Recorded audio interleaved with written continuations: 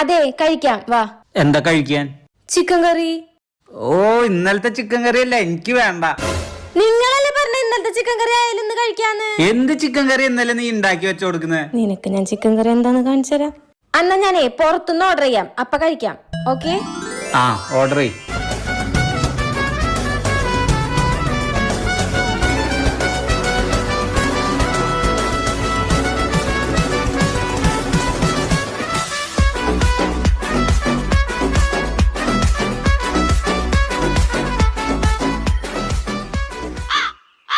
അതെ ഓർഡർ വന്നിട്ടുണ്ട്. 250 രൂപ. 250 രൂപയാ? ആ ശരി,